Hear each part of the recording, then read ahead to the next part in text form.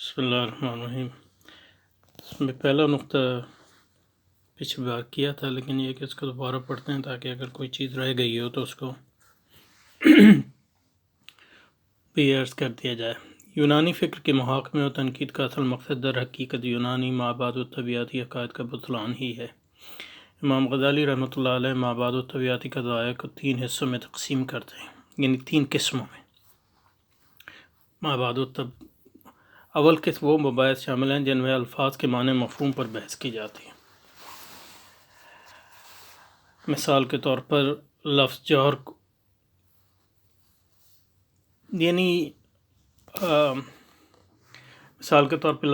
کو خدا واحد کی ذات کے طور پر موسوم کیا جاتا ہے۔ جیسا کہ میں نے عرض کیا، یہاں جوہر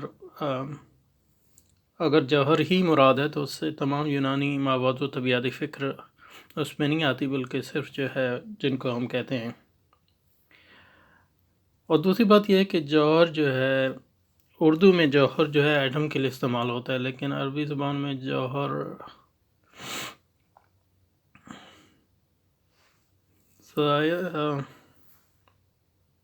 زیادہ تر ماہیت کے لیے استعمال ہوتا ہے۔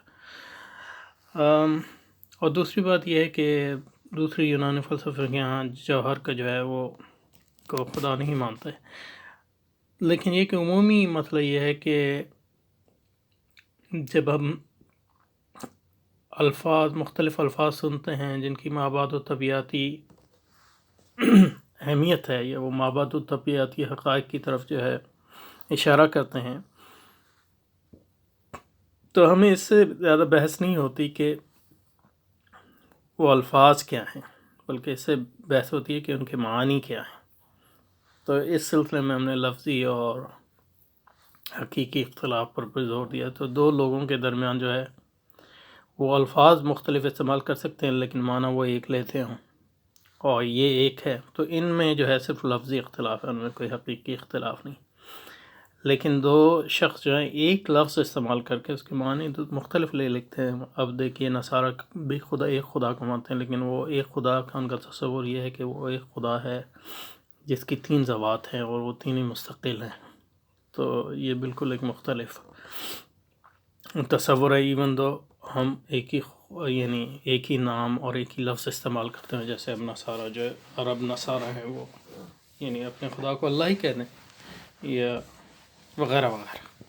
تو آپ ایک لفظ استعمال کر سکتے ہیں، لیکن یہ کہ تو اس ضمن میں جو ہے امام غزالی نے جو الفاظ مابعد طبیعیاتی الفاظ استعمال کرتے ہیں یونانی فلسفے، ان پر اس لحاظ سے بحث کی تھی، اور اس کا حاصل یہ ہے کہ اگر وجود حقیقی معنی مفہوم پر اتفاق ممکن ہو جائے تو لفظ جوہر یا کوئی اور لفظ کے مفہوم کو اس کے سیاق میں اشتقاقی نقطہ نظر سے جاننا ہوگا، اور اگر اس نقطہ نگاہ سے لفظ جوہر کے استعمال کا جواز مل بھی جائے تب بھی یہ سوال تش نہیں رہے گا کہ آیا مذہبی فکر اس استعمال کو سند بخشتی ہے نہیں، اور اس کا منہاج اور اس کا میزان یہ ہوگا کہ درپیش تنازع کی لفظی اور غیر لفظی حیثیت جاننے کے لیے نہ صرف یہ کہ الفاظ کے عمومی استعمال کو سمجھا جائے، بلکہ ان الفاظ کے عمومی معانی پر بھی اتفاق پیدا کیا جائے، کیونکہ یہ ضروری نہیں کہ افراد کے درمیان الفاظ کا یکساں استعمال ان کے معانی کی یکسانیت پر بھی دلالت کرتا ہو۔ تو یہ ہم نے پچھلی دفعہ کیا تھا۔ اب دوسری قسم کے وہ فلسفیانہ نظریات شامل ہیں جو مذہب کے بنیادی اصولوں سے متخاصم ہوتے ہیں، مثلا زمانے کے اندر تخلیق کائنات کا مذہبی تصور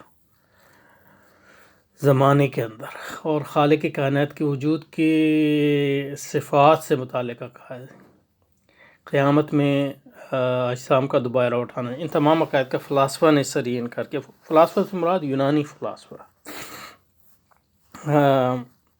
تخلیق کا تصور۔ اب اس میں پہلی بات یہ ہے کہ یونانیوں کے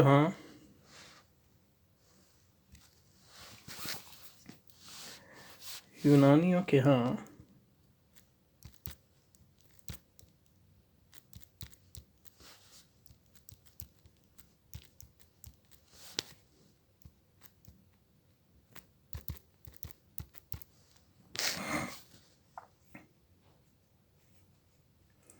تخلیق کا تصور نہیں ہے۔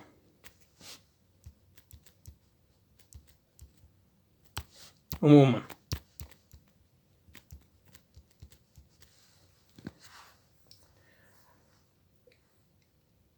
اور تخلیق کے معنی، اور اس تخلیق کے لیے آپ مختلف الفاظ استعمال کر سکتے ہیں. اس سے کوئی مقصد نہیں، بلکہ تخلیق سے مراد ہماری یہ ہے کہ ایک چیز اس کا وجود ہی نہ ہو کسی بھی معنی میں، اور اس کو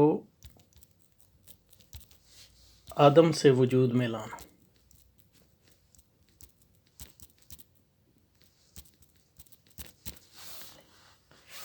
عدم سے وجود میں لانا، جس کو لاطینی زبان میں کہتے ہیں، یہ انگریزی میں استعمال ہوتا ہے، کریشن ایکس ناہیلو، عدم سے وجود میں. کوئی چیز کا وجود نہیں تھا اور اس کو عدم. یہ ہے تخلیق کا مقصد جو اسلام میں، جس معنی میں اللہ کو خالق، عدم سے وجود میں لانا.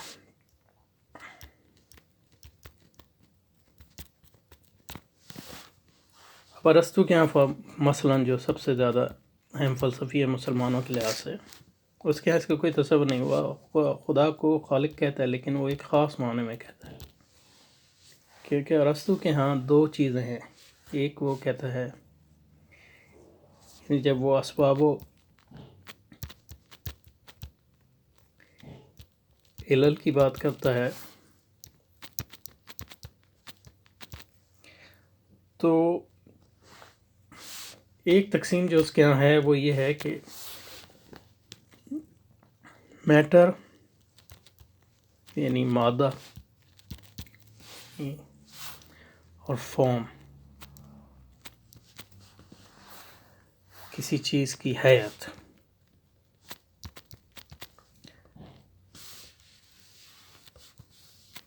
اب دیکھیے کہ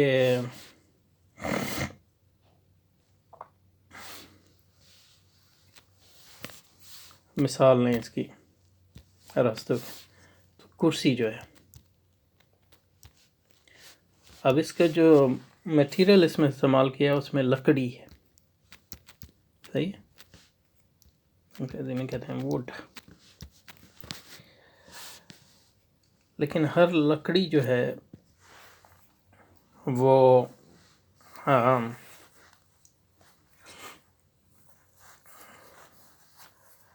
ہر لکڑی جو ہے وہ کرسی تو نہیں ہوتی.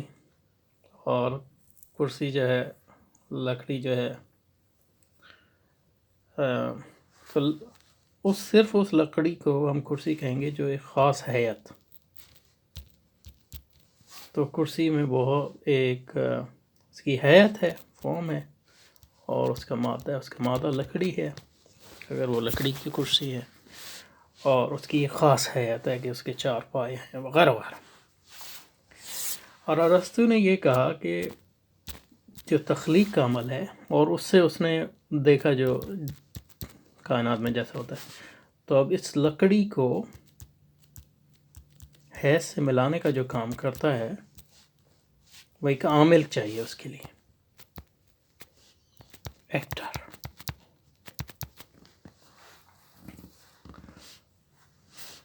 تو یہ جو اس کو کہتا ہے وہ ایفیشینٹ کاز ہوگا.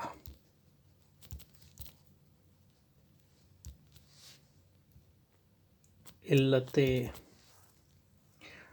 اردو میں اس کو کیا کہیں گے، علت، بھی میرے ذہن میں اس کا لفظ نہیں آ رہا. ایفیشینٹ کاز یعنی علت محرکہ کہہ لیں اس وقت، یعنی یہ لفظ نہیں ہے لیکن یہ. تو اس کرسی تقسیم میں اب تک جو ہمارے پاس تو ہمارے پاس لکڑی ہو گئی، وہ اس کی علت مادی ہو گئی، مٹیریل کاز کہتے ہیں اس کو انگریزی میں.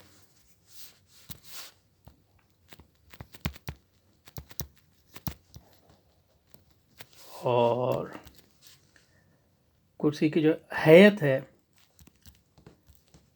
فارم، وہ اس کے کسی شخص کے ذہن میں تھی، یعنی مطلب یہ کہ کارپینٹر کے ذہن میں تھی، وہ کارپینٹر جو ہے اس کا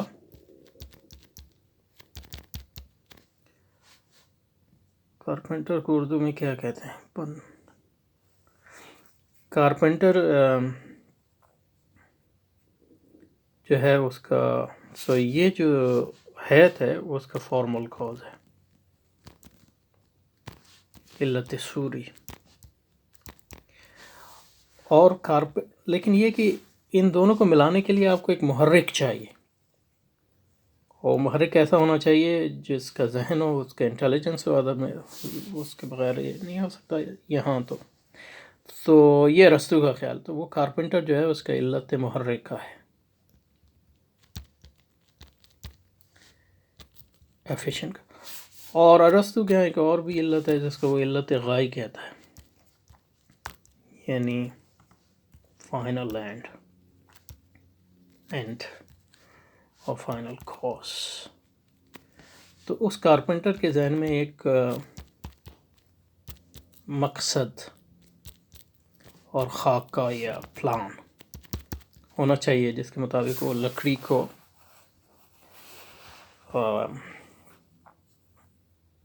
اس کے حیت سے ملائے. تو مادے اور حیت کو ملانے کے لیے ہمیں 4 چیزیں یعنی کرسی بنانے کے لیے ہمیں 4 چیزیں چاہیے تھی: مادہ، حیت اور علت محرکہ، یہ کارپینٹر ہے یہاں، اور علت غائی یعنی ایک منصوبہ. اور یہ 2 چیزیں ایسی ہیں جو ذہن اور انٹیلیجنس کی متقاضی ہیں. یعنی کوئی ایسا شخص ہونا چاہیے جس کا ذہن ہو، جو سوچ سکے جو مختلف چیزیں. تو اس کو اس نے جو ہے اس سوچ کے مطابق اس نے اس کو پھر کائنات پہ اس کو لاگو کیا. اور اس نے کہا کہ خدا جو ہے ایک کارپینٹر کی طرح ہے. تو خود مادہ بھی موجود تھا. تو مادہ ان معنوں میں قدیم ہے. خدا نے مادے کو تخلیق نہیں کیا، لیکن خدا نے جو ہے ایک حیت دی اس مادے کو، اور تو خدا ہو گیا قوت متحرکہ اور ایک منصوبے کے مطابق. تو علت غائی. اب یہ تو خدا ارسطو کے نزدیک خالق ان معنوں میں نہیں ہے کہ اس نے مادے کو عدم سے کوئی چیز اس نے عدم سے تخلیق نہیں. معنوں میں نہیں ہے کہ اس نے مادے کو عدم سے تقسیم کیا. تو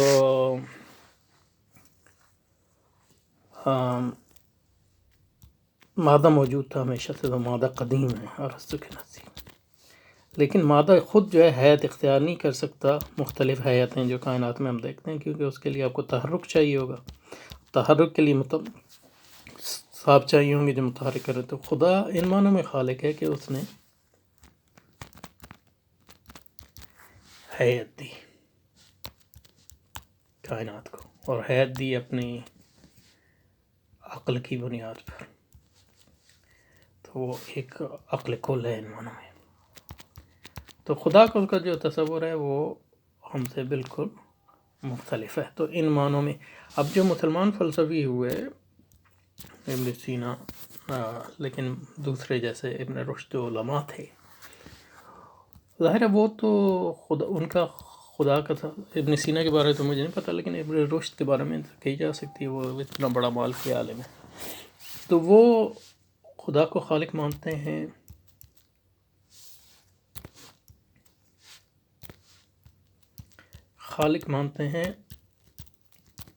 اس کے ہر معنی میں.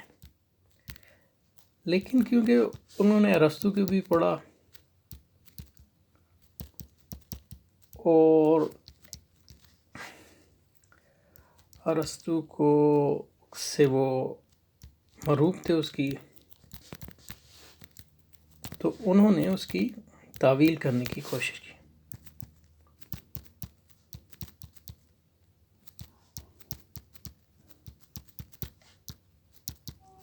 تو امام غزالی کے اس میں یہ کام ہے کہ انہوں نے اس کو واضح کیا کہ ارسطو کا جو تصور خدا ہے وہ کفری ہے، اور جو لوگ ارسطو کو عقل کل مانتے ہیں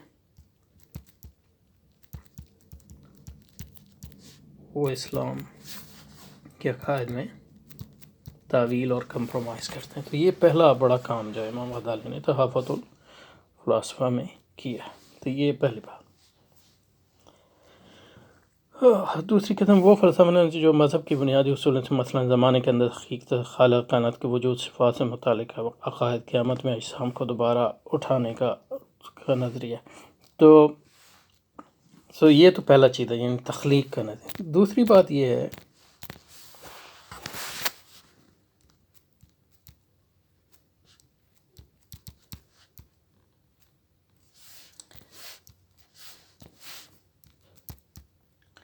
کہ ارسطو کا جو تصور خدا ہے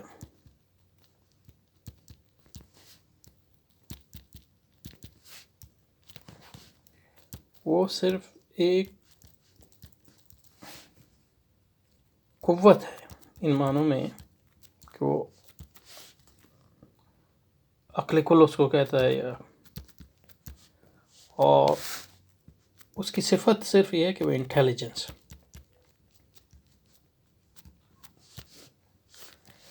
اور انٹیلیجنس کا مطلب یہ ہے کہ اس کا جسم نہیں ہے کسی معنوں میں، باڈی نہیں، پیور انٹیلیجنس. تو ان معنوں میں وہ کوئی ذات نہیں ہے، اور جو اس کی صفات ہیں وہ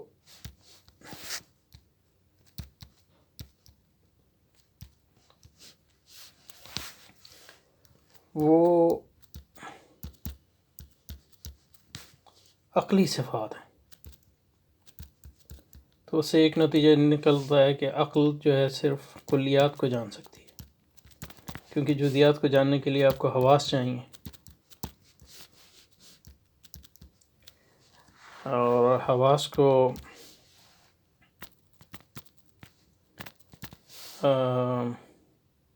جاننے کے لیے آپ کی جسم ہونا چاہیے. اور کیونکہ اس کے نزدیک نہ صرف یہ کہ خدا ذات نہیں ہے بلکہ جسم نہیں ہے، تو اس نے ان تمام صفات کا انکار کیا جو جزوی ہیں.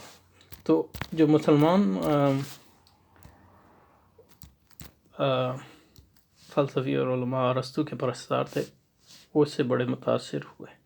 تو کچھ نے تو یہ انکار ہی کر دیا کہ خدا کی کوئی یعنی عقلی صفات کے علاوہ کوئی صفات ہے، لیکن قرآن تو بھرا پڑا ہے خدا کی صفات سے. یعنی اسی سے آپ کو ایک زندہ خدا کا تصور ملتا ہے جس سے آپ تعلق قائم کر سکتے ہیں. تو معتزلہ نے فار ایگزامپل جو ہے بہت سی صفات کا انکار کر دیا اسی بنیاد پر، اور دوسرے فلسفیوں نے بھی. اور جو تو اشاعرہ بھی بعد میں اس سے متاثر ہوئے کسی حد تک. تو امام غزالی نے جو ہے اس پہ ضرب کاری لگانے کی ان معنوں میں کوشش کی کہ انہوں نے بتایا کہ مطلب یہ کہ اسلام کا تصور خدا ارسطو کے تصور خدا سے مختلف ہے. اور گو کہ ہم خدا کو جسم نہیں مانتے اور ہم خدا کو اس کی مخلوق سے تشبیہ نہیں دیتے، اور یہ عالم غیب ہے اس کے بعد. لیکن یہ کہ ہم ایسے خدا کو مانتے ہیں جو سنتا ہے، جو بولتا ہے، جو غضب کرتا ہے، جو جزا و سزا دیتا ہے، تو ایک ذات ہے. تو یہ ایک بہت اہم کام ہے. اور تیسرا اس بارے میں جو کہہ رہے ہیں کہ وہ حشر و نشر کو نہیں مانتے، اور حشر و نشر کو ان معنوں میں نہیں مانتے کہ ارسطو، کیونکہ مادہ قدیم ہے، تو وہ مختلف حیاتیں اختیار کرتا ہے.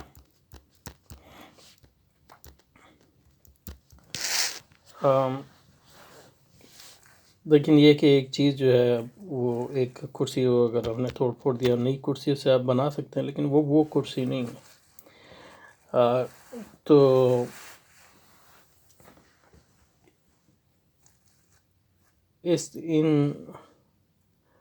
اور پھر یہ کہ خدا تو ذات ہے ہی نہیں، تو سزا جزا کا ان معنی میں کوئی مطلب نہیں ہے. رست و خیال میں سزا و جزا جو ہے وہ ایک قانون فطرت تو ہو سکتا ہے،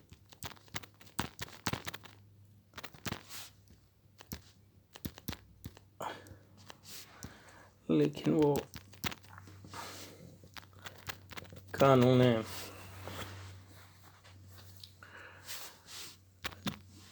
انہیں جزا و سزا نہیں ہو سکتا.